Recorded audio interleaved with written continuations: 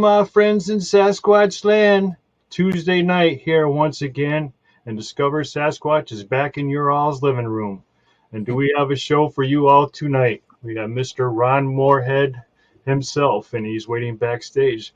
I brought in my good friend Chris Connor from the Trail to Bigfoot to help out with the interview tonight. Say hey to everybody, Chris. Hey. Like to say hello, people in the chat. It's Carol B. from Washington State. Hello, how are you? Blue Eyed Northern is in the house. He's one of our moderators that'll keep it clean. The Godfather himself, Mr. Alfred Santariga, is in the house. Miss Diane Fowler is also Boots on the Ground with Barb. Francesca E's in the house. Hello, hello, all. Very excited about this show. A little nervous too because he's Bigfoot royalty. And we're just this a little YouTube show, but he was kind enough to give us some time, and we're appreciative here. And let's, without further ado, let's bring out Mr. Morehead. Bigfoot royalty, huh? Hello, our new friend at Discover Sasquatch. How are you tonight? Yeah, I'm great. How are you guys doing? We're doing, doing well. We're doing well. Yeah. Glad to be with you tonight. Thank you for asking me. Oh, in fact, we appreciate it. Believe me, we appreciate it. And let's get things kicking right off the bat. And why don't you just give a little back history, you know, how you started off in this craziness, and then we'll get to where it leads as we go along during the hour. Yeah, well, sure. Just for those that don't know, and there's probably several that don't. I was 1971. I was involved with a group of hunters, and we encountered these huge beings back in the high Sierra Mountains, California. And that's how it started for me over 50 years ago. And I've been involved in it ever since because you got to, once it gets into you, it kind of gets under your skin. You got to keep working on it and trying to find out what's going on, because it wasn't just the big sounds that we recorded called the Sierra sounds, but it was called some other anomalies associated with the two up there. And a long time ago, we was looking for the ape in the woods, like so many people are, and I thought that's what it was, like everybody else, you know, some unidentified ape. But we knew they were chattering amongst themselves and all that, but we didn't realize the significance of that. But it's pretty significant now that I've delved into it. But there was still other anomalies associated with the camp up there, the Sierra camp, and we never could figure them out in classical means, in classical science. And Al Berry, he was an investigative reporter we took in 1972, and he really realized how significant it was, I guess. And he pursued the study at the University of Wyoming to show that the sounds that we recorded were credible. They hadn't been slowed down, speeded up, or no 60-cycle hum, nothing. They were genuine, made by an animal around 8 foot tall. And so that's how it kind of got started for me. And I go on from there. And I wrote a book, My Voices in the Wilderness, Chronicle. And anyway, the sounds are pretty much, they've been vetted. You know, we vetted them with a cryptolinguist who vetted him, actually. Two-time graduate of the Defense Language Institute. It's part of the DoD now. And he's a two-time graduate of that. And he discovered that, he says, there's a language by the human definition. And I didn't realize, none of us did, just how important that was at the time. Because we were all recording. There was 5 of us after one guy would go back. But a little scary to start with, but then afterwards it kind of tamed down and they started trying to communicate with us. And that's when I was fortunate to pull my little recorder out of a saddlebag, because we just got to camp. But they got to camp before we did, so they knew where we was coming, where we was going, I mean. And so that's how it got started for me. I wrote 2 books and produced 2 CDs with the sounds. Right. At the beginning, what was your perception of the Sasquatch? What did you think they were when you first got the sounds, when you first were up there seeing the prints? Well, first of all, the Johnson brothers, who had it happen to them first, they was up there, just the 2 of them that summer, and these things came around the camp, and they thought the sounds that we were making, first they thought it had to be a bear out there with them, when they realized the sounds did not represent a bear at all. And then went out later when it all stopped and seen this huge track, 19-inch track in the mud right there by the stove. And that kind of, they came out and told the other guys, and anyway, I started going back because one of the guys went up there and he just got freaked out and wouldn't go back. The other guys were late and the wives were worried, so he wouldn't go back without someone to win. I was friends with all of them, so I took the trip up there and that got me involved. When I seen that first track, and that was pretty exciting days. 8 miles in the wilderness, 8,400 feet in elevation between Lake Tahoe and Yosemite, California. So that's how it goes, and been involved in it ever since. I've been all over the world chasing down enigmas associated with these things, and other countries have the same thing that we have. And I found out a lot of people reporting what we were reporting, what we were seeing. Didn't quite know what to do with it at the time because, again, we thought it's just an ape of the woods.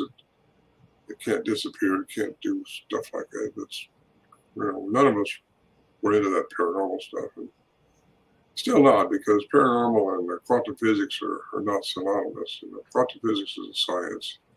And most people think that what I'm talking about is paranormal, but it's really not if you get into the sciences behind and the enigmas and the issues that we're having with these things up there at the mountains. We'd have lights following us around. We'd have sounds that we could not find the source of besides just the chatter. I mentioned this one time before, several times actually. We thought our camp was being tore apart out there. We're in a shelter, by the way. It was just a lean-to, a bunch of trees that grew in a circle. We're up cable around it, and it needs some deadfall up above that. Then did the same thing at the top, so we had a roof.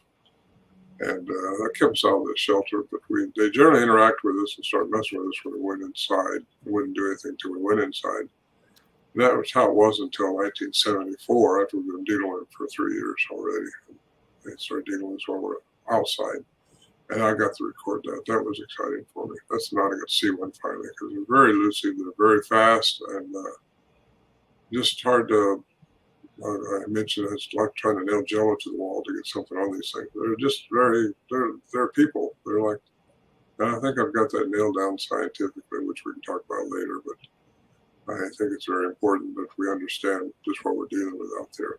All right. Mm-hmm. So Ron, that was a lot you had said, so I'm gonna go back a little bit. When you had said I wanted for clarification. When the brothers were up there, I think you had said that you weren't up there at that time, and Right. they had heard the vocals and the sounds, and then so I'm under the assumption that the hut was constructed at that time, right? No, actually, the hut's been there for years. Johnson's been going since 1958. Right. So the hut has been there for years then. Uh-huh. Yeah, every year or two we re-roof the thing with new plastic, but we do new deadfall over that, so right. Weather. And so they came to the conclusion something was really not right when they saw the footprint by the stove. Mm-hmm. So evidently it came in on them that night. So I'm taking it they were probably inside the hut. Yeah. At that time, and then they noticed that something's not right now when they saw the footprint.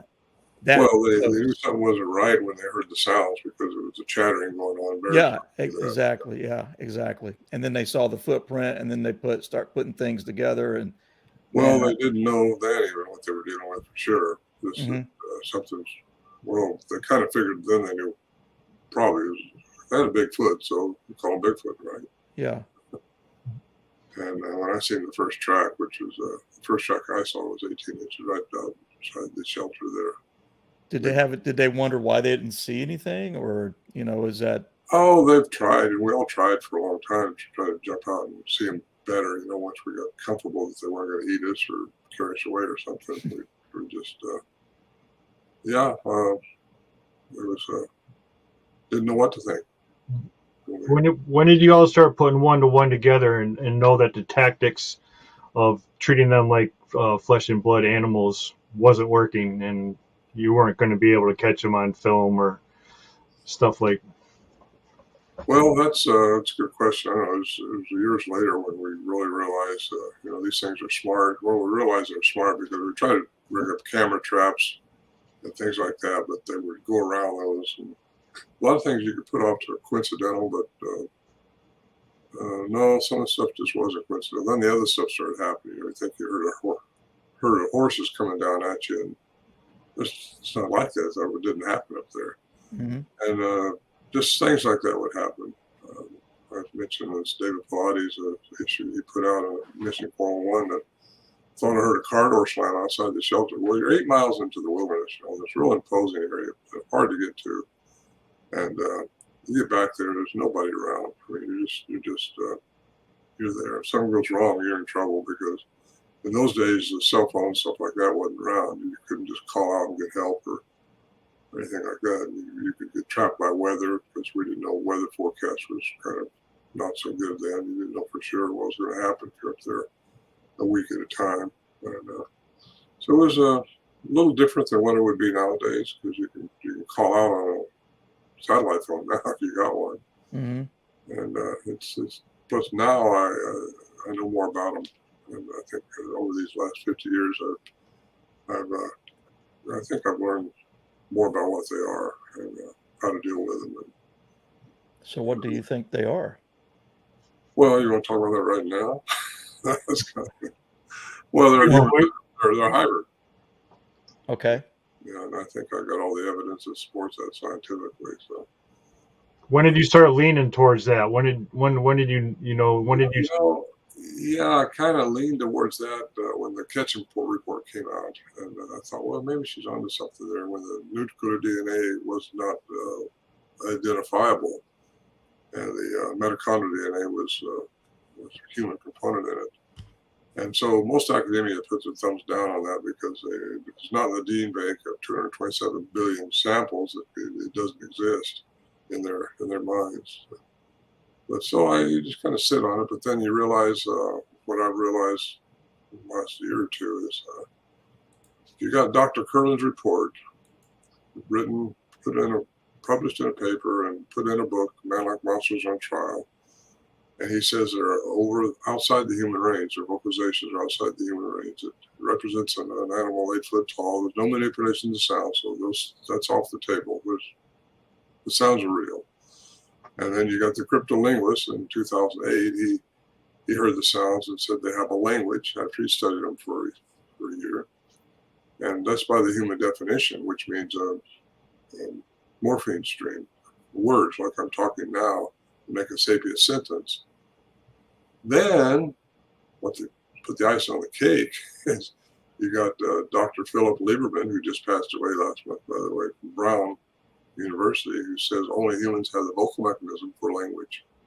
So that puts it, they got a human component to them, but we got a big component to us, one or the other. To me, that puts it over the edge. That's scientific evidence and professionalism behind it with Scott Nelson, the cryptolinguist. Mm-hmm.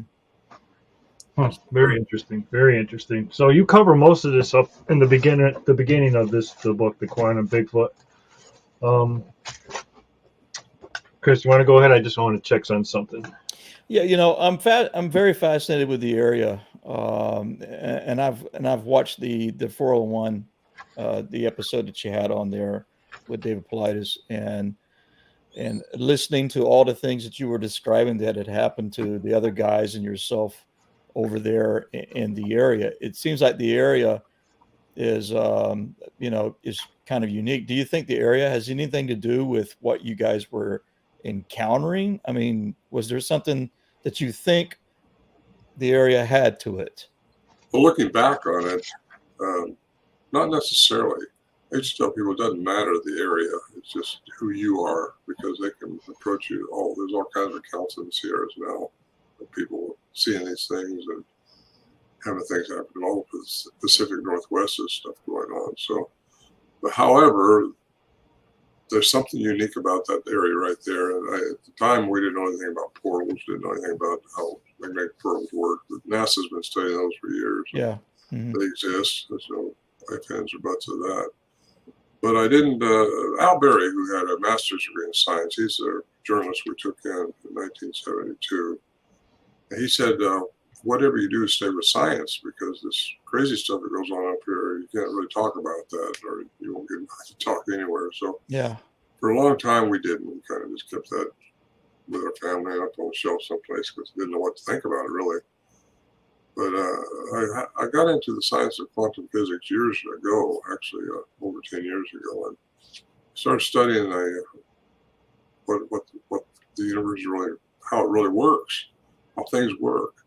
Because we're based in classical science here, and that's what we're taught in fifth grade, that everything is measurable, predictable, and physical material, and everything is measurable. I mean, you can, but even as a kid, I used to look up in the stars and say, how far is it to the end of the universe?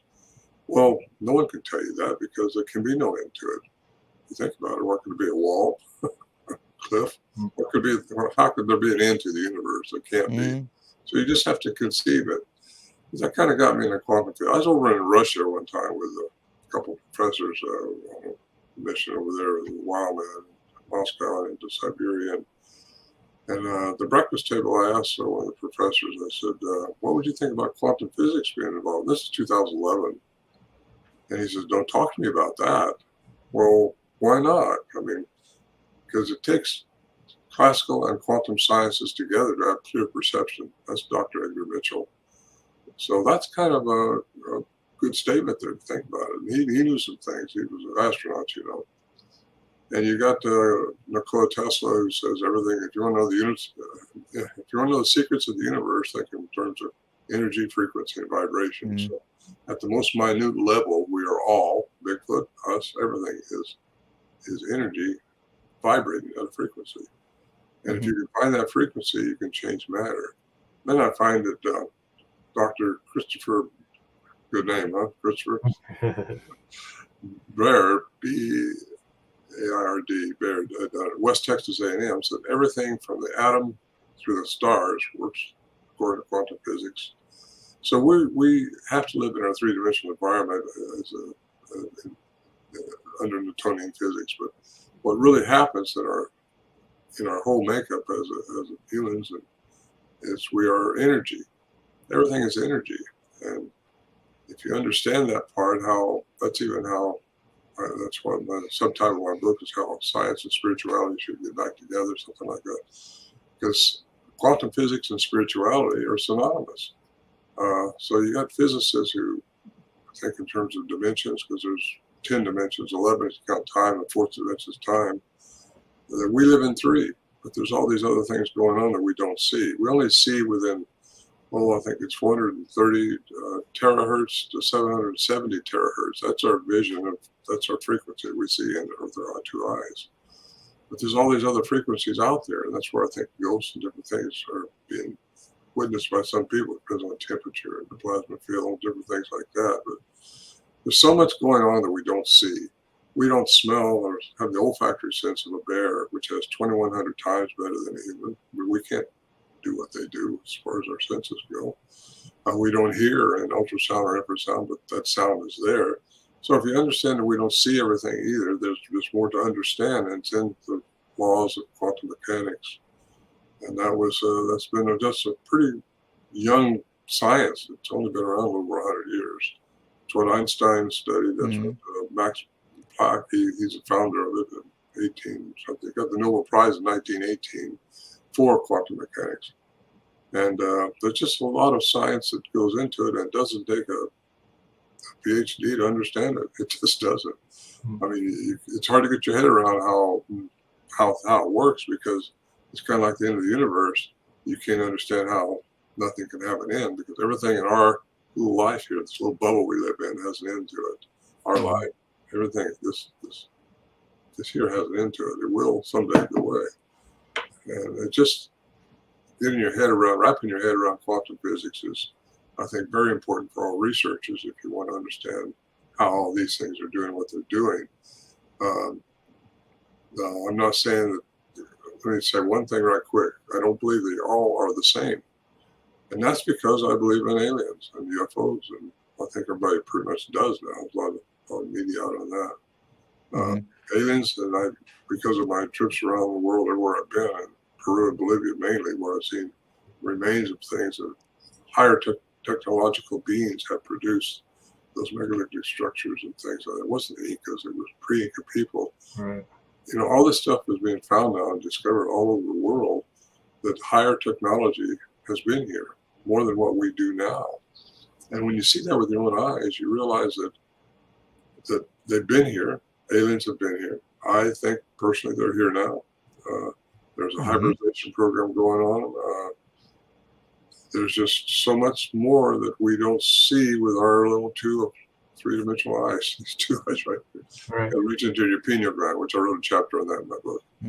Yeah. I was talking to Chris before the show about that. I found that very interesting. The book is amazing. It's got you touch on everything you're talking about right now in the book, and it's well explained. Even for the novice that doesn't understand all this, you can follow along, and you could actually get what's going on. And it's a really wild book and very well read. That was my intent with the book, is to make it so a layman can read it and understand what I'm trying to say. Because, if you really read, and I was raised religiously, but I'm not religious now, but we're all spiritual, like it or not. There's more to us than just this embodiment that we got walking around with.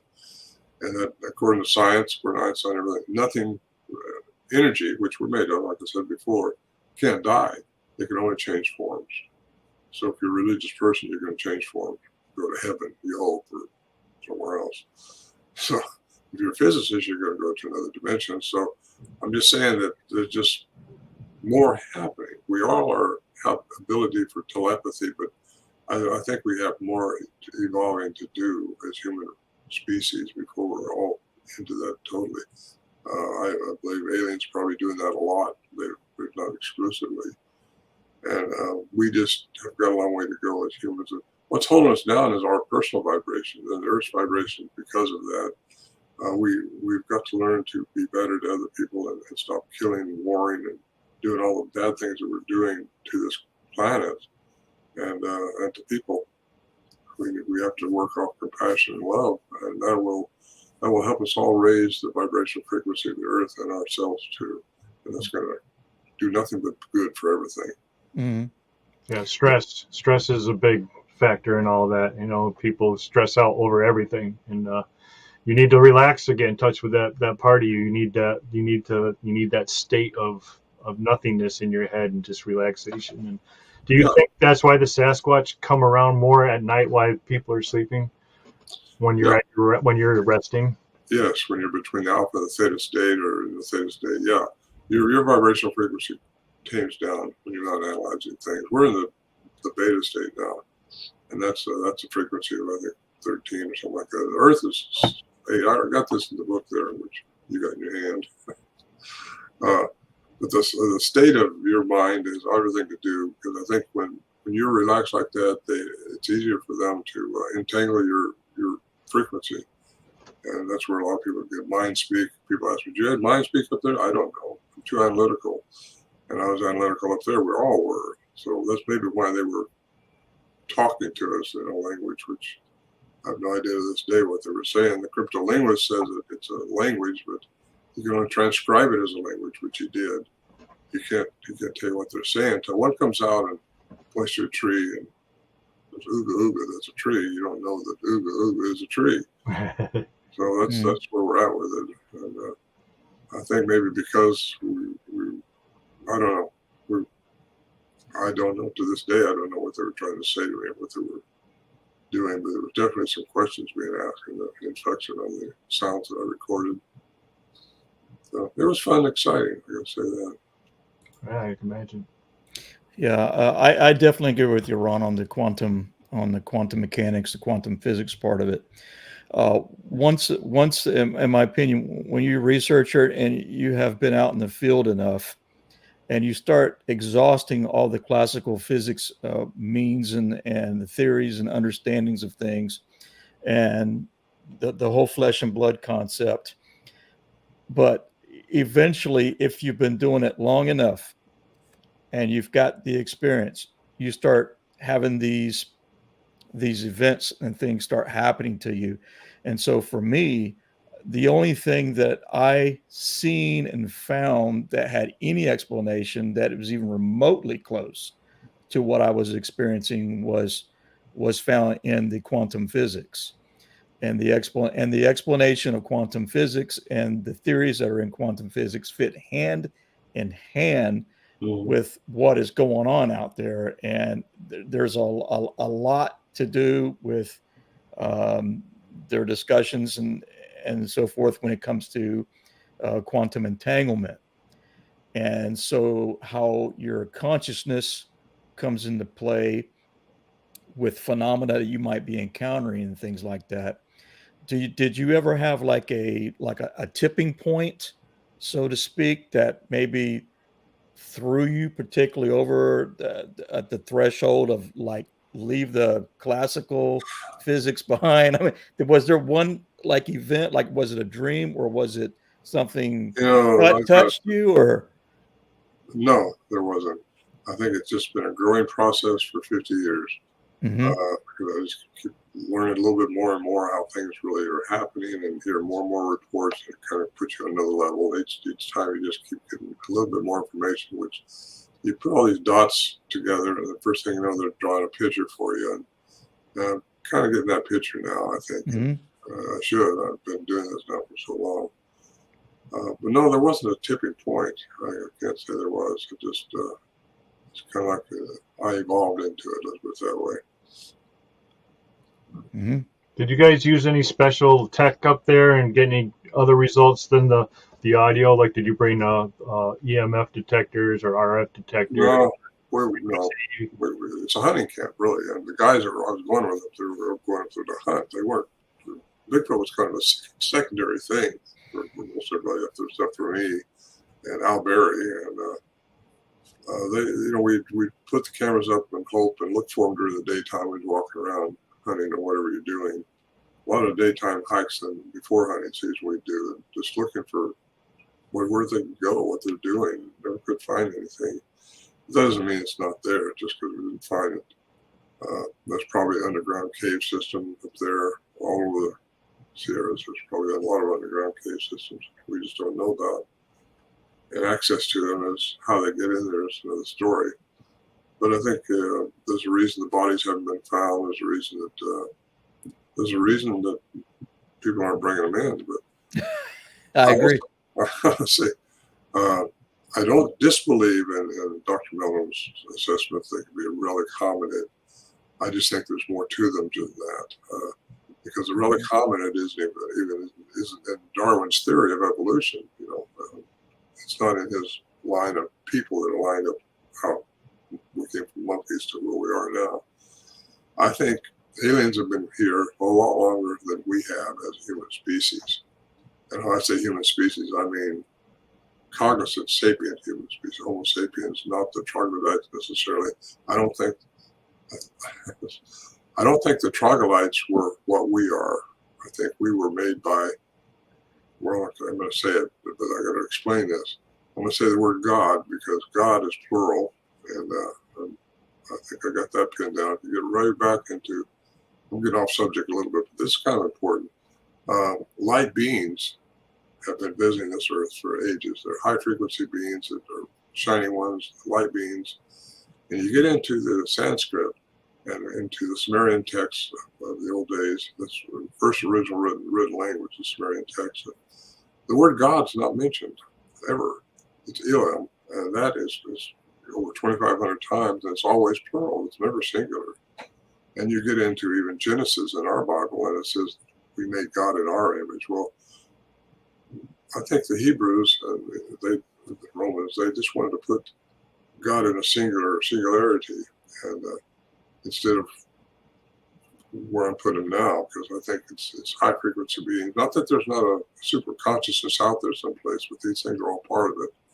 There's different frequency beings out there, and I say different frequency beings. We're a frequency being, but these things are the highest ones. I think they glow, and there's all kinds of different stories about them in the Sumerian text, and yet you got God who's killing all these people, telling them to go kill everyone, the firstborn, and every animal there too. Mm-hmm. There's just more that people need to look into before they start writing me off, first of all, as a creep here. I'm trying to say a lot, and I've done a lot of studying. In fact, all day today I've been looking at this stuff. And it's really exciting to get into how how all this came about, how we got our Bible today, and how people are taking it religiously. But again, we're all spiritual. And we got to remember that what's going to evolve us spiritually and evolve our consciousness, evolve our being, evolve our frequency is love and compassion. And I'll probably say that more before this program's over. All right. So do you think the Sasquatch were always here, or were they brought here? Good question. Good question. I think these aliens who have messed with the DNA of different species on this planet also have made different types of beings. That would account for the dog man, if there are dog men, which I hear more and more reports about people seeing them. There's all kinds of things. You got the skinwalker wrench, which you got to try to figure that out, because energy and matter are interchangeable. Do you get that part? Energy and matter, that's E equals MC squared. But Yeah. Paul Dirac, who won the Nobel Prize in 1933 for antimatter, proved that there's antimatter out there. We got matter, there's also antimatter, which created the positron and all that stuff. There's just stuff going on. So you find out that energy and matter are interchangeable. Then you get all these reports I've had for years and years saying, I saw one disappear. Nothing can disappear out of our sight, can it? Yes, it can. Because if you can change your matter into energy, which I think if these things have been here longer than we have, which I got to believe they've evolved more, and whatever created them from the troglodyte gave them sapience. At least the ones we dealt with for sure had sapience. The relic hominid that's coming up that so many researchers ascribe to, they exist, but what characteristics they have and what they don't have compared to the ones we dealt with, they could vary. Depends on what made them and how they created and messed with it, how they manipulated the DNA of that species. I think a lot of the species on this planet are hybridization. They're hybridized. That's because I think aliens, a lot of aliens, this is one kind of little gray people that people talk about. There's more than that. There's all kinds of reptilians. And I don't want to sound like a freaky UFO guy here, but there's a lot of different things going on in this universe that we seem to, again, just want to stay in our little bubble here. And it's just, and as we all know, back in 2017, and as I grew up as a kid, and in the government's Project Blue Book and the government studies of UFOs, and with the revelations that came out around 2017, what happened to the carrier Nimitz group, and we've all heard Go Fast Gimbal and Tic Tac and all the rest of these types of things. It certainly does seem like the government is making it, kind of throwing it out there for people not to be so scared of it. It seems like, because I actually do think there is things going on that has been going on for eons, and this is all part of the picture. And I explain this to people as well. I do think it is all part of this picture, and using quantum physics and your understanding and studying in quantum physics. And actually, I might say, when you came out with your book, it caught a lot of people completely off guard. What's Morehead doing? What's Morehead doing now? Is what people are thinking and saying and stuff like that. But you know what? You just were light years ahead of people. But it's the truth. It really is. It's the truth. Well, I was inspired, and it sticks with science, and that's what I felt I had to do, is stay with science. And the science of quantum physics rides on the back of our Newtonian physics that we live by here on this three-dimensional planet.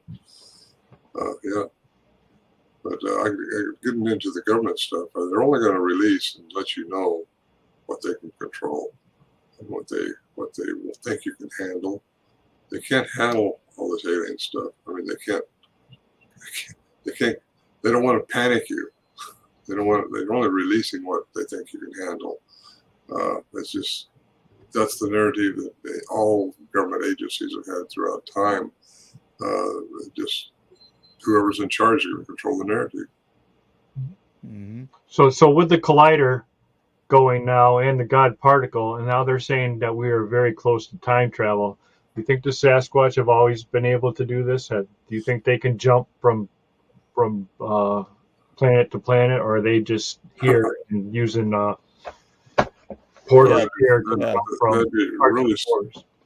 that'd be really Yeah. speculative of me to answer that one. Well, so it's totally okay. Go with it. I think when they're in our three-dimensional world, like they are, so a lot of times they have to live by our three-dimensional laws, like we do. They can be shot, they eat, they poop, they procreate, they do all that stuff. But if they can change their vibrational frequency into energy, that means their density would stop because they would just pixelate and go out, and then they would have no more trackways after that. So a lot of people report, well, the trackway just stopped. Well, yeah, their density stops, so they're not going to leave a track anymore. If they go from that through the fourth dimension of time into the fifth dimensions, that's where I think most all aliens are, in the fifth dimension. The time doesn't exist when you get outside of our into that fifth dimension. It's all, we live in a linear time. Time as we perceive it doesn't exist. That's hard to get your head around, but that's science. That's quantum science. That's been proven with our astronauts out in space. I think I wrote this example in my book where if a person went close to light speed out in the universe for 1 year, or was it 1 week, I'd rather, come back 227 years will have passed on the Earth. So if you wonder how aliens or anything could go from, they say, well, it'd take 200 light years just to get to the other solar system or something. Well, no, once you're in space and you're traveling like that, it doesn't take that long. Right. It's all about gravity and time, and it's just different, and it's really interesting. But they could leave here, come back.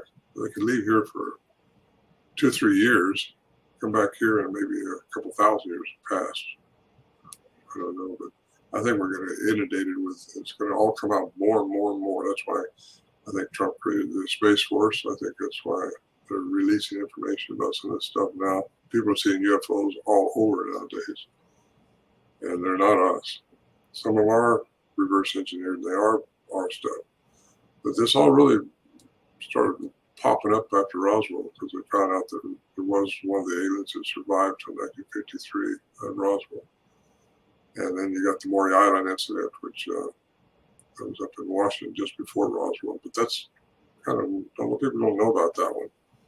Just west of Seattle, Maury Island. There were 6 spaceships seen up there, flying saucers. One of them dropped some debris out, had some kind of problem. It dropped some debris out of a spaceship, and it hit this boat, killed this guy's dog, and broke his son's arm. And the other debris was on the island. I mean, it dropped on the island. Well, that's the first time they had record of men in black. They had men in black approach this guy that had the boat. But they picked up all the debris on the island, put it in an airplane, headed down to Travis. And what happens? The airplane crashed. Engine blew up and it crashed, all the debris. You don't hear anything more about it.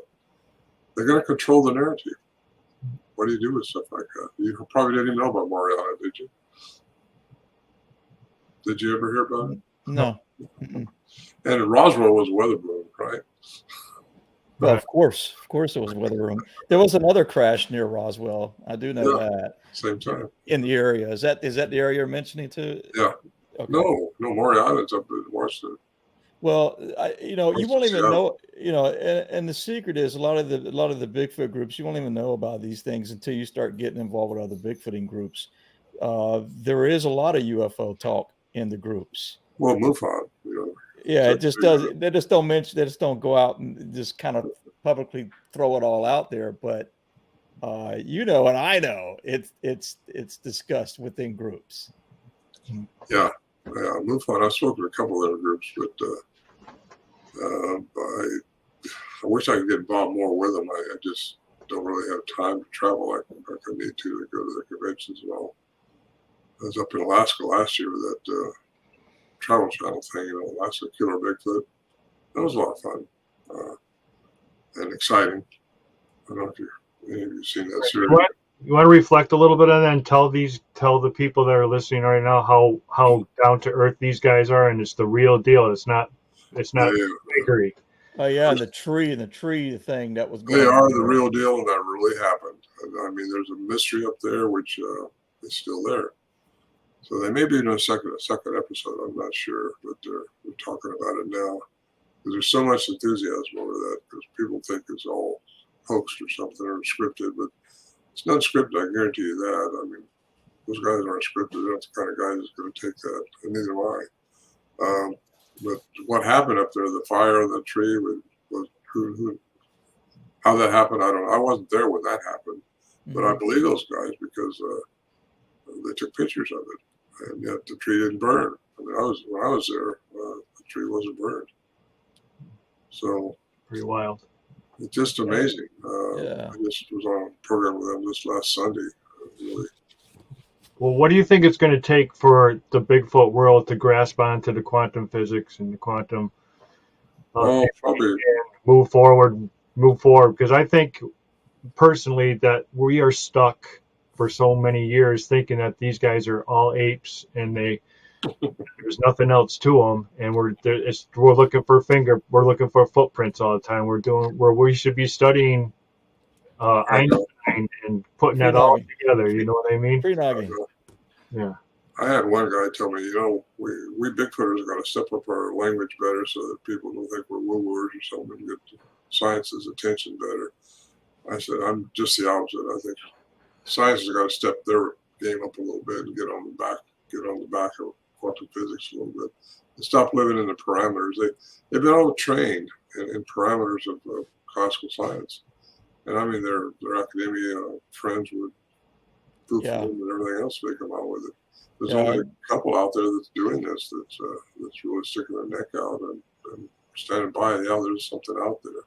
Yeah. But they have to stay with science and their classical science, which means hard evidence, and the only hard evidence they have is the Gigantopithecus from Asia that supposedly went extinct, but now they're saying, well, maybe it did, maybe crossed the land bridge, But, there's just mysteries going on, and you're not going to solve the classical means. No, you won't. Yeah, and they also need to come to the understanding as well. And I think all people in due time do come to their own awakenings, it seems like. But I agree with you. The classical sciences and the physics do real well when it comes to explaining the physical aspects of it. But once you start encountering phenomena aspects, there is a science out there, my fellow friends out there in Bigfooting world, and it is called quantum physics, and it does have a lot of study in it, and there is solid explanations that can be scientifically explained with quantum physics. You just have to have the courage to stop calling it woo, okay? Have the courage to stop calling it woo and start studying and doing the work, and you will find out things like quantum entanglement has a lot to do with everything, and a lot to do with what you experience. Yep, how two particles can become entangled, and that happens to people all the time. They just don't. What about a deja vu? How does that happen? How does all of a sudden you get a feeling about something and it happens? Like so and so is going to call you, the phone rings, it's that person. This is all part of who we are as humans, but we haven't evolved in understanding it yet. We just think we're all individual little entities running around this planet. Well, we're not. We're all part of a collective consciousness. We just have to learn how to hook into it. And I think that's where the pineal gland comes in, and your meditation, your balancing your body, your heart and your brain has to be in coherence with each other, and you do that through meditation. You balance your chakra. It's just you can't throw all these ancient masters away because you don't agree with what they're saying, because what they're saying has some truth to it. It's a core truth to a lot of religions, but man has taken those religions and twisted them around to feed his own needs sometimes.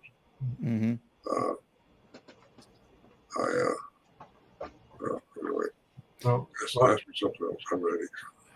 Well, you just touched on meditation, and I'm a firm believer in that. And so what I think people don't really give any credence to a lot of times, and maybe I'm not speaking correctly, I just don't really hear it a lot spoken maybe I should phrase it like that. I'm not saying groups don't do it, by no means, but the ability to have your consciousness come into play, your thoughts, being able to consciously project your thoughts outward, to be able to try to transcend the barriers and communicate with your subject that you're trying to pursue in your studying.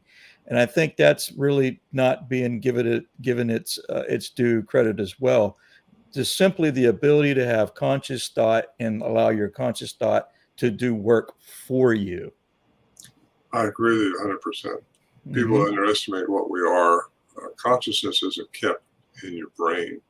It's your spirit. It's who you are, and that's what's going to leave this embodiment once you pass on. Yeah, your consciousness doesn't die. That's the energy that you are. And yeah, people need to understand that our consciousness and everything. I think that's going to be the next big study going on is studying consciousness. Because you had too many people talk about whole past lives and they're coming in the reincarnation, they call it. But I personally I wasn't trained to believe that. But I totally believe it now because it's the only thing that makes a lot of sense. He sees little 5-year-olds playing like Beethoven, you know, and singing well, you know. Yeah. I'm seeing a question pop up. There's a lot of talk, and I'm sure you're aware of the term, hitchhiker, the hitchhiker effect. I'm sure you're aware of that. Right. It was coined. It seemed like it was coined in and around the Skinwalker Ranch, where the government defense institution and Bass was doing their research on Skinwalker Ranch. And all those guys seem to have reported some pretty ominous things that supposedly followed them home. But I feel I have also experienced it myself to some extent. Have you ever experienced anything like the hitchhiker effect? Yes. Okay. It was happening to me when we were dealing with them up there. Yeah, I had that ticking sound that I think I mentioned in one of my books, and there was a clicking sound out by the stove where Lewis Johnson, Bill McDowell, and myself were inside the shelter. We was on 3 up there, and didn't know what to think of it. It had a rhythmic clicking sound, and all of a sudden you start getting closer to the shelter. First thing you know, it's inside the shelter. We're there in our sleep bag. We turn the lights on, and it stops. Turn the lights off, and it starts again.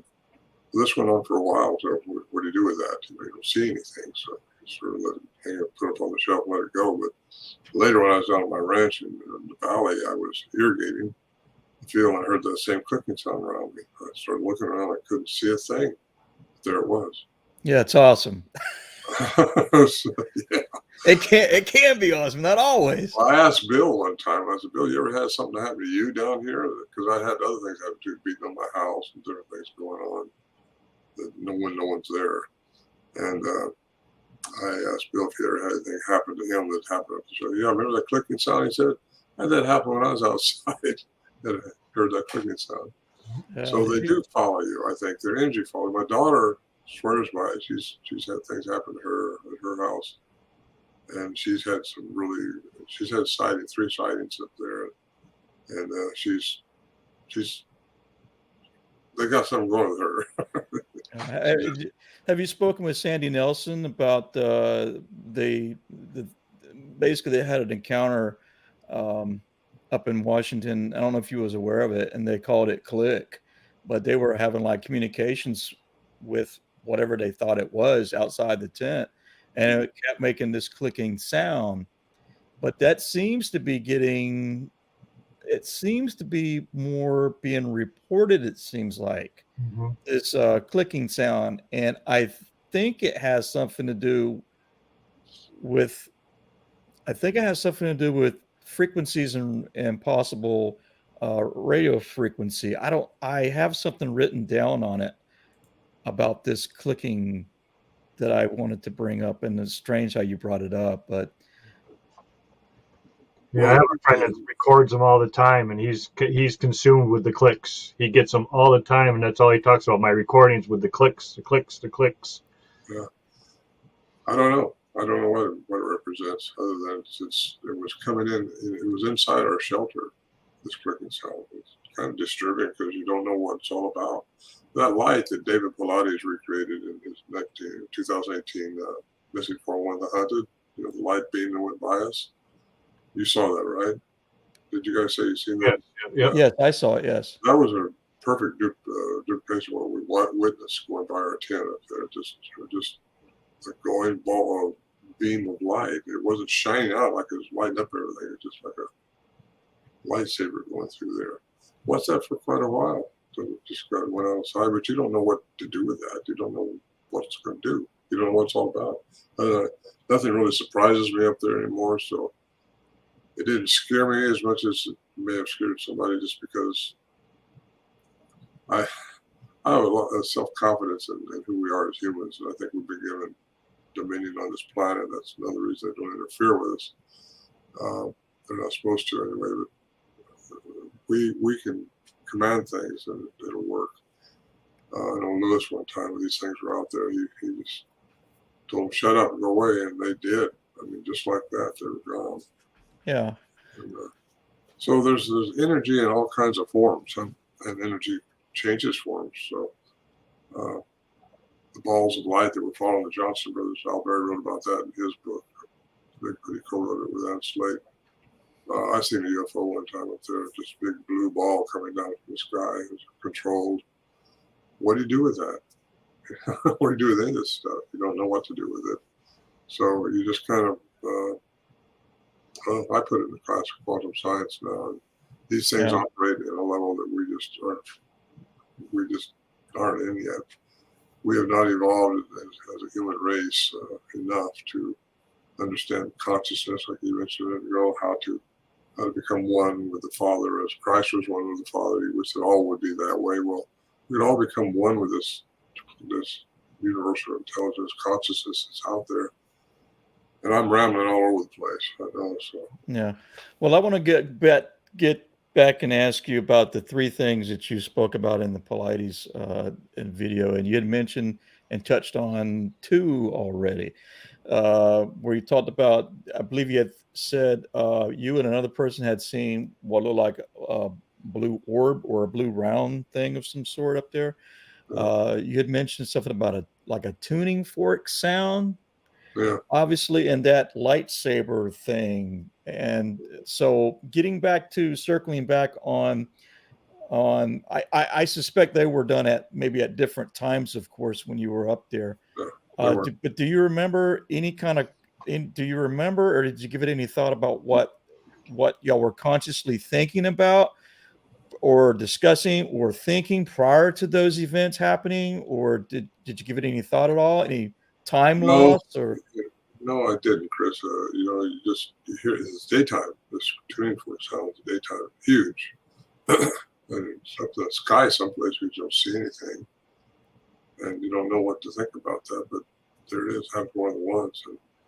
And the big blue ball was another time, but that was during the evening time when we were around the stove there, and I just seen it coming down. But it wasn't like a little orb. This thing was huge. It was what it was big, like the moon coming down behind, but also behind the trees. So I don't know what to think about that, other than it was happening at the same time the big thing stuff was going on. Mm-hmm. And it's a mystery. So you're saying that there was a phenomena occurring also during when you had physical things going on as well, when you physically heard the vocals, physically was seeing footsteps or footprints on the ground, hearing what we would call Bigfoot activity. So there seemed to be like do you think it was a correlation to it? Yeah, interconnect. I think they're interconnected because I think Bigfoot has an alien component to them, but they also, what we're dealing with, has a human component to them. So I think they were created by some alien messing with the genome of the species before we were messed with. And I say that because something gave us our sapiens, and it wasn't. I don't think it evolved, and it's just how I think anyway. Did y'all have any owls up there? Any owls? Yes, there's owls up there. Yeah, any correlations with owls? Well, only one time my daughter and I was up there. I think I mentioned this in my books too. I thought I heard an owl up the canyon. Just her and I were there. We walked in, and I thought, I had this little pocket cassette recorder. It's all you had is cassettes in those days, but a pocket cassette recorder. So I pulled it out and was going to record, but I left my speaker switch on. You know, how it'll squeal. Mm-hmm. Well, it squealed. That owl that I thought I was going to record just turned into Bigfoot chatter. Hmm. And, that was interesting. So they were mimicking an owl. They have vocal mechanism that's so much more advanced than ours. It can go way above the frequencies we can do. It can get inside what we can do, and below what we can do. So I have no doubt they can probably communicate an infrasound, and also the ultrasound. They can get way up there.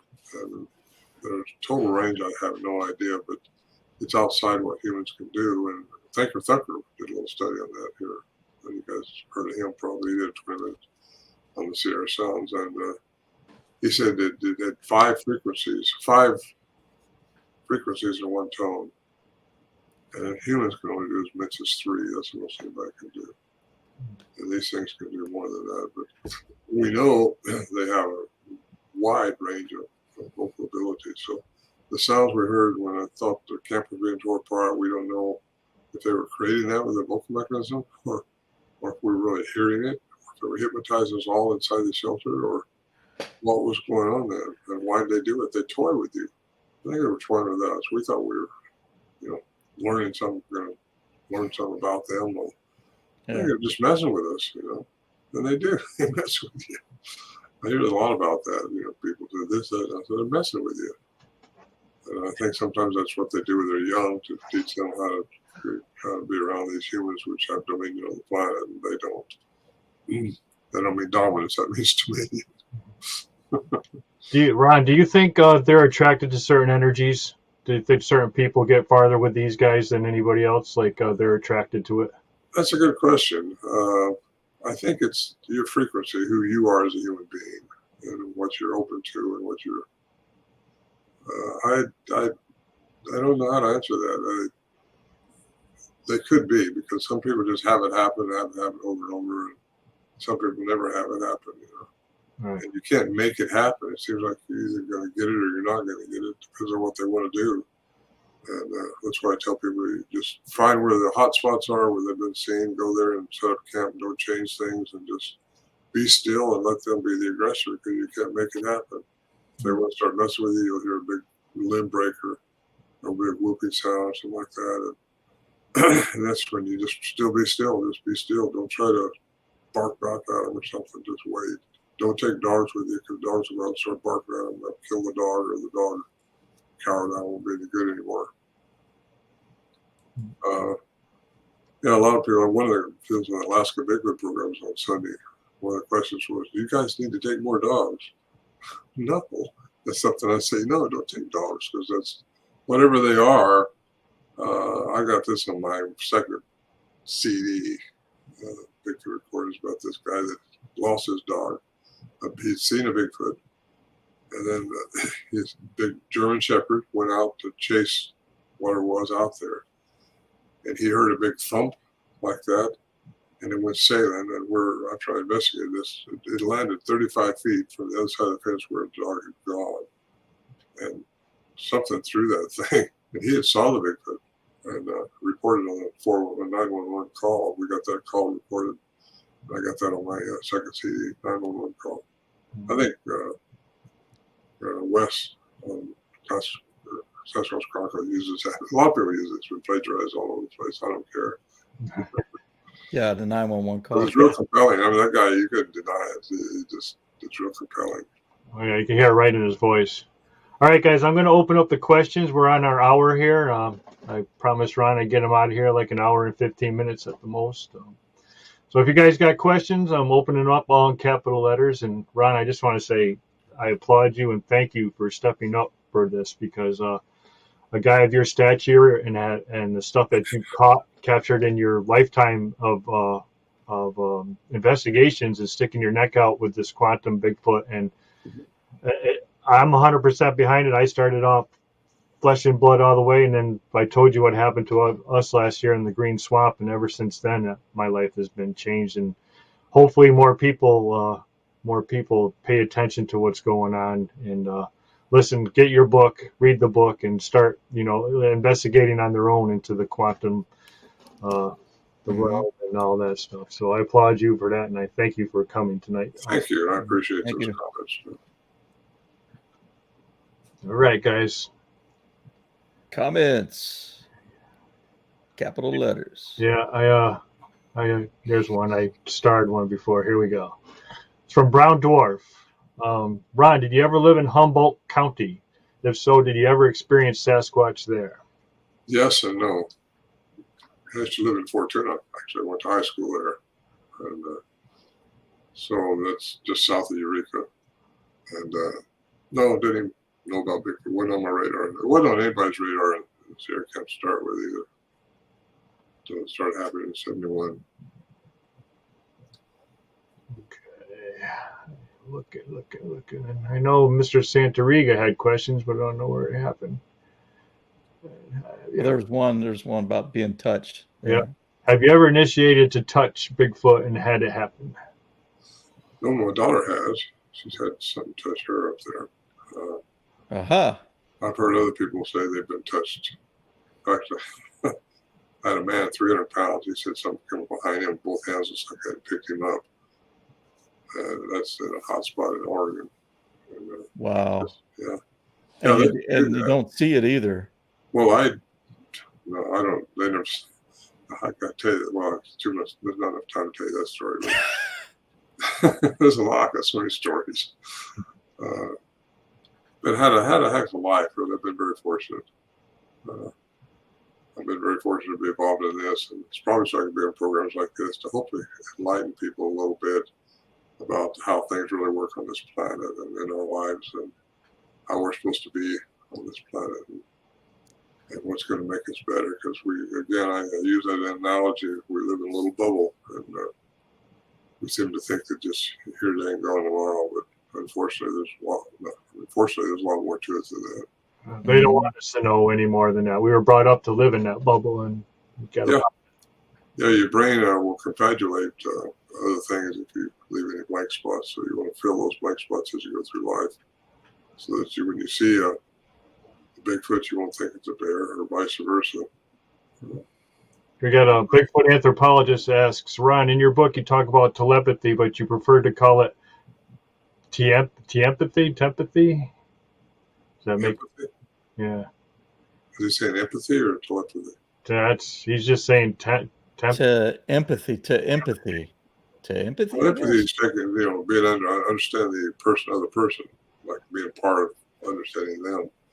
That's empathy. Telepathy is, I think, communicating actually through quantum entanglement. That's my interpretation anyway. You may have a different one. Yeah, I think you misspelled it. All right, Miss Diane Fowler asks, Ron, at what point did you realize they were more than earthly beings? Well, they are earthly beings. They poop, they procreate, they speak, but they can be more than that. That's when I realized that is when I got into. So many people were telling me they saw one disappear, and that's hard to get your head around that. Nothing can disappear, but then you get into the science of how that could happen when you find out the energy and matter are interchangeable. That's when it opens your mind up, because that's fact. Just get that off the table right now. Can something disappear? Absolutely, something can disappear. We don't see everything that's going on, and frequency is everything. Energy, frequency, vibration. Tesla and Einstein had a naval destroyer disappear on them. Yeah. But that is absolutely freaking crazy. Well, the government don't talk about that, do they? Oh, no. No. Here he is, telepath? He's trying to... Telepath? Yeah. An empath? Yeah. An empath is someone who can be in somebody else's feelings and know what they're... Do I think these beings are empathic? Is that what he's asking? I think so, yes. Yeah. They can be if they entangle your frequency, which I have no doubt that someone can do that. I know what we were dealing with up there. I don't know that they were doing that with me. Maybe they were. They seem to know a lot about, I don't know if they could time travel either. Somebody asked that. There are species out there that do time travel, and I think the Greys are one of them. And once you're out of the three-dimensional environment into the fifth dimension, you won't be aging like we do here. So one could go out as probably like 20 years old. They go out of our dimension. They come back 20 years later and they're still 20 years old, or 21 maybe. That's a bad example, but time don't exist as we perceive it, only on this planet. Okay, there's Mr. Santariga. Does Ron believe quantum entitlement happens when they expect you? Does he mean quantum entanglement? Probably does, doesn't he? He probably means quantum entanglement. Entitlement. Oh, entitlement. Yeah, quantum happens. Oh, what does he mean by quantum entitlement? I don't know. I haven't heard of quantum entitlement, but let me see.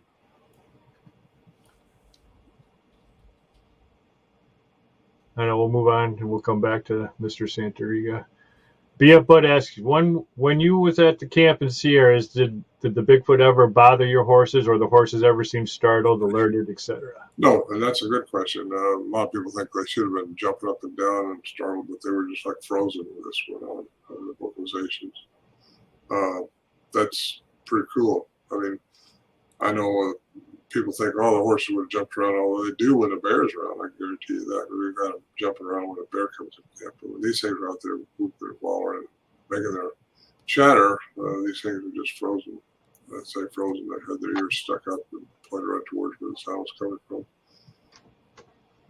Okay. We got here. This is interesting. This is a good question. I like this one. Be kind. Ask Ron. You mentioned before about the Knox. Do you think it's them coming into this realm? Another good question. Mm-hmm. Could be. I got to think about trees and these things. These things got to think with trees. So many reports over the years I've had of people seeing these things when they're cutting trees down, especially when there's clear cutting going on.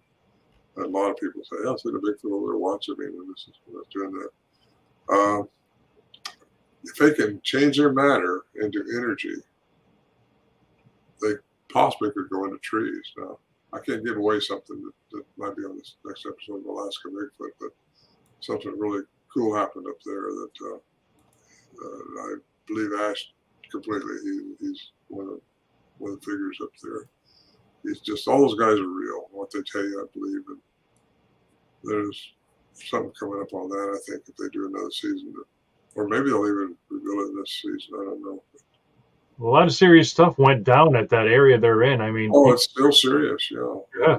They're really getting a lot of. They got over 10,000 followers on that. How many people died in that town? And then 30 of them. Yeah. That's crazy. They didn't just die; they were mangled. Right. Yeah, that's what I meant. Yeah. It wasn't a bear either. It was something Bigfoot type creature. Thing is that they're bigger up there. I've had other reports out of Alaska too. One guy from above Fairbanks said he saw one. He told me this years ago at a business meeting I was with. He found out I was interested in that subject. And he said, "I got to tell you, I saw one from above Fairbanks. I took it right to the spot where it was. And it was 15 foot tall." And I kind of heard through that. They're not that big. Well, they can be that big. And I know one of our tracks we had up in the Sierras there was 25 and a half inches, and that's huge.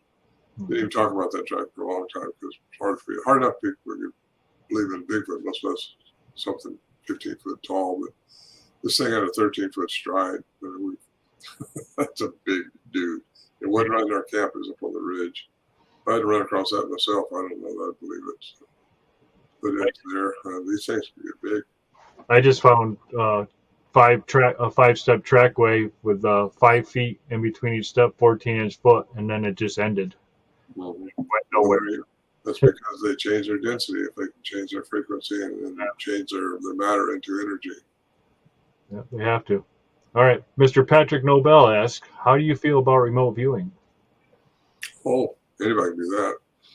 Just train yourself and go to remote viewing classes. I don't do it, but I know I say I don't do it. I wonder how many people do it and don't realize it. But yeah, you can get your consciousness to go and be somewhere else. Remote viewing, that was thought about by our government years ago. When they found that Russians were using remote viewers to spy on some of the stuff, and then they had that going over here. I know people, in fact, I know pretty well that are hired by the FBI to do remote viewing. Yeah, I think the program was MK Ultra. I think. Yeah, it's part of the DoD now, Department of Defense, but it's still active. Hey, Chris, go back to Al's question. Yeah, no, I'm gonna have him get this one in, then we'll go back to the other one. Yeah. Probably that the Sasquatch people can see our auras. Yeah, I think so. We could see our auras if you train yourself. It's the energy that surrounds you. Yeah.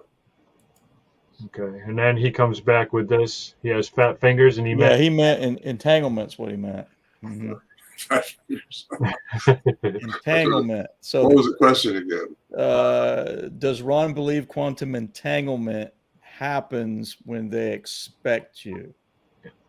When they expect, as in they seem to know when you're coming. Oh, that's because time maybe don't exist when they're outside of our three-dimensional environment. Maybe they know something about what you're going to do before you do it, and maybe they can entangle you. This all speculation on my part, but maybe they can entangle your thoughts a little bit. Because we're all supposed to have guardian angels. You've heard about the Bible. It talks about guardian angels. I know I should have been dead several times. I've lived on the edge so much, but if something had to steer me in another direction, even when I'm flying on a plane and through some storms and through Canada and all, I remember some spots I was in a tight spot, and just all of a sudden I felt I got to go that way. And if you lead by your gut feeling, that's your heart, because your heart has to be in coherence with your brain. Get those things in balance with each other and let them receive from the pineal gland. You're going to be good. And I think I got off the question. I'm sorry, guys. I ramble a lot, but I get excited with this subject matter. Yeah, no, it's been awesome, and you've been an awesome guest. Awesome. All right, guys, we're gonna be got time for a few more questions, and then we're gonna let Ron go. So please, capital letters. I'm looking, see if we missed anything. There we go. Sir Brian Bowden. Where can I finally get an autographed copy of Quantum Bigfoot? I purchased the hard copy and digital. Well, the only place I sign those is at conventions. So when I'm speaking at a convention or when personally somebody brings one to me, they're available on Amazon, as people know, or through my website. But they'll come out of KDP, they print on demand. And generally when I go to a conference, I'll order 200-300 of them, or how many I think I need for the size of the conference, and I sign them there for people. I've had a couple people actually send me the postage and the book and say sign it and send it back, which I'll do. Okay. But I don't stock all that stuff here at my house. Yeah. I think before COVID hit, you had you was for a speaking engagement up at the Bigfoot Museum up in Blue Ridge. I think COVID hit. And do you know if you're going to be having any more chances or opportunities to? Do you know if David's going to be having any more speaking arrangements going on anytime soon? From the Bigfoot, from the Bigfoot Museum in Georgia. Oh, dude, yeah. I was scheduled to be there at Sherlock. I pronounce his name Bakara. I think he pronounced it differently. How does he pronounce it? I think I heard him say Baccarat or something like that at one time. And I think I have always mispronounced his last name, but I just call him David. I just call him David Baccara. Maybe I'm incorrect. Sorry if I'm incorrect, but. Yeah, no, David, he's a neat guy. Yeah. I would, if I could ask, I generally go to those things when they can. Yeah. You were going to be going to it, and then COVID hit. I was like, dang, gum, Yeah, it was going to be fun. He's got a good display there. Yeah, he does. I just spoke in Medline Falls here last month, I think, with David Paulides, and I've been speaking, usually one a month, something like that. I don't like to travel anymore like I used to. I still will, but I just dislike this commercial airlines so bad. Years ago, I had one airplane that could just fly to these things. I do it at my own expense, which I don't do that anymore. Yeah, you used to fly yourself, didn't you? Yeah, I had several airplanes over my life. Sold my last one to a guy in Russia. Well, not my last one, but my twin. From that all the way from Alaska down into South America. Well, I think we're going to call it. And I want to say thank you again for taking time out of your busy schedule to spend time with us on a Tuesday night. It was very appreciated. Thank you so much. Well, thank you. I feel like I've been christened. Yeah, you guys take care. Thanks again for asking me. Yeah. All right. I'm gonna put you backstage. Don't leave. I want to talk about how people can get a hold of you, and we get the books out and link stuff in the description and all that stuff. So Okay. Yeah, ronmorehead.com, but I'll hang on. I'll keep you 5 more minutes, and then I'll let you go. All right, ladies and gentlemen, Mr. Ron Morehead. Thank you so much. All right, Chris, that was a great show. That was a great show. Indeed it was. Learned a lot. Thank you for helping out tonight. You came up with some great questions, and that's always appreciated. Mm-hmm. To everybody in the chat for keeping it clean and, asking some questions and stay interested in what the topic was tonight. You should really take interest. Go out and get the book. Quantum Bigfoot. You will learn a lot about what quantum Bigfoot. And before we go, Chris and I are going to do a little project about the quantum Bigfoot. We need you. And the next coming month, I am going to be going into the woods and I am going to be using tuning forks and stuff like that. I want you all to give a thought once in a while to the Sasquatch about how they're going to react to my tuning forks. And then in a month, we will do another show and have you come back and we will give you the results. I'll give you the email address and the link. And I want you guys to do that for me. And Chris wants you to do something for him. Okay, so I am also giving everyone a task also, and this will be in regards to everything that we discussed tonight about quantum and quantum entanglement and things like this. Okay, I am going out west pretty soon, and I will return by the 23rd of August. I need everyone out there that wants to participate in the experiment, okay, to consciously think and consciously give it focus on the word owl. Okay, on the word owl. So when I'm out and about in the wild west out there on the trails and everything, or off trail, I am hoping that you have projected some kind of thought that's going to communicate with me, and I'm going to know what I got to do when and if owl happens. Okay, and then we're going to share our results when we get. Both Chris's are going to share our results when we get back. It's going to be interesting if you give it some serious thought. So we will link our emails in the description, and please participate because it's important as we move along in our journey, the Sasquatch journey. And as my friend Larry always says, get in the woods, people.